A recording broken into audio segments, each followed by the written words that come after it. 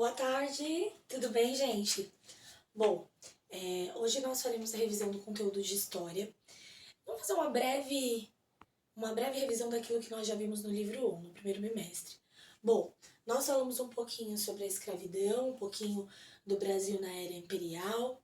Nós falamos sobre as leis abolicionistas, sobre os movimentos, que eram aquele conjunto de ações, né, para que se desse a abolição da escravatura e também a proclamação da República.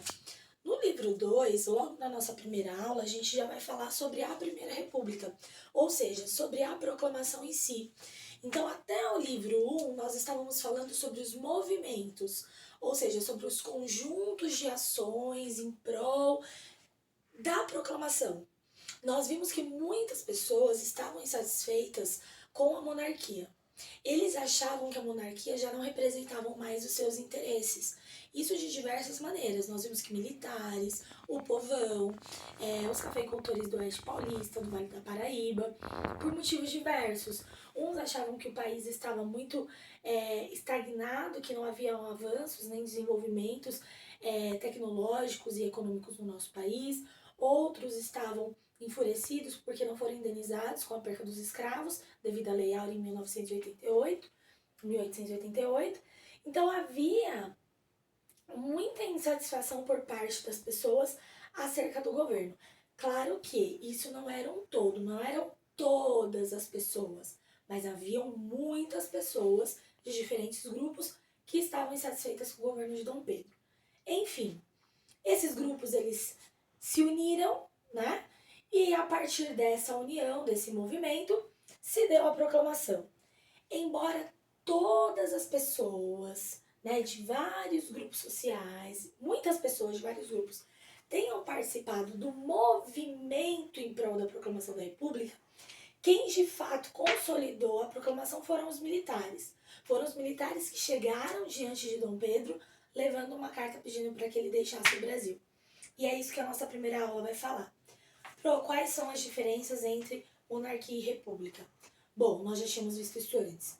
Monarquia é um sistema político, né, cujo o governo supremo, quem comanda é o rei, é o imperador, e é algo hereditário. Então o povo não tinha a opção de escolher o seu representante, né? Era de pai para filho, de filho para pai, assim sucessivamente. Ficava dentro daquela família, dentro da dinastia. Na república não. O governo republicano ele visa representar, né, os interesses públicos, ou seja, do povo. E aí, nesse sentido, existe uma participação, né? Porque o povo ele vota direta ou indiretamente para eleger o seu representante, que era algo que eles também desejavam muito nesse período. Eles queriam participar de alguma forma da política, né, do sistema político do país. Eles não podiam, as mulheres também, como nós estudamos, também não podiam. Então eles ficavam de pés e mãos atados, né, de acordo com as decisões que eram tomadas aí pela monarquia. Enfim, vamos lá. Página 97 vai falar a Primeira República. Tem uma imagem bem bacana aí representando a República. Essa mulher da imagem que vocês veem aí na página 97, ela representa a própria República. Vocês podem ver que tem um homem ajoelhado com uma coroa, como se estivesse entregando a ela, se sujeitando a ela, que representa a monarquia. Então a monarquia estava se sujeitando à república, passando a coroa, passando o governo, digamos assim. E aí se vocês olharem no segundo plano, nessa mesma imagem, vai ter um homem em cima de um cavalo que está representando os militares. Por que os militares? Porque, como eu disse, embora muitas pessoas tivessem participado do movimento que se deu à proclamação da república, foram eles quem, de fato,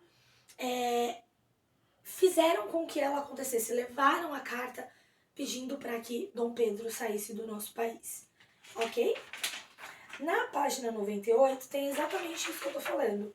Vai aparecer aí, se vocês olharem na imagem, os militares entregando a carta para Dom Pedro, pedindo para que ele deixasse o nosso país, né? Visto que eles já não aceitavam mais esse sistema monárquico, tá bom?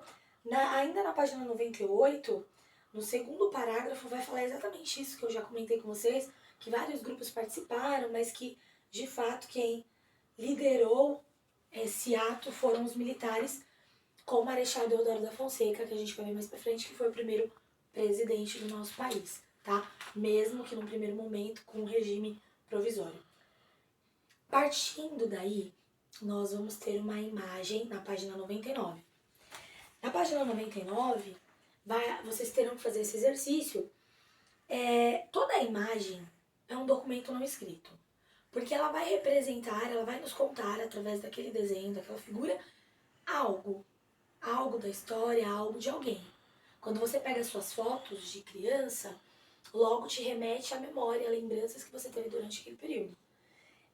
Com as fotos antigas, com quadros antigos, não é diferente. Quando eu vejo uma imagem, mesmo que de um quadro de 1500, vamos supor, eu sou automaticamente levada para aquele período e isso me faz refletir o que estava acontecendo, o que aconteceu, enfim. Essa imagem aí, que foi feita por Benedito Calixto, ela é de 93. Lembrando que a proclamação da República se deu em 89. Então, 4 anos depois, o que acontece?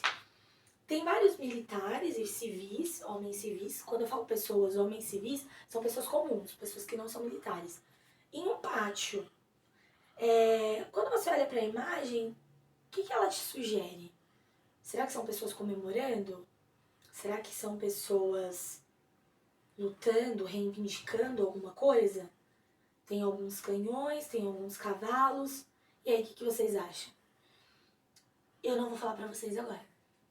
Eu vou deixar que vocês pensem um pouquinho, respondam as questões e depois eu volto pra gente conversar sobre isso. Acreditem, a proclamação da República, ela se deu de uma maneira muito tranquila, de uma maneira muito pacífica. Então, partindo disso, dessa dica que eu acabei de falar, que a proclamação se deu de maneira pacífica, tentem responder as atividades. Na aula online eu converso com vocês. Certo? Beijo!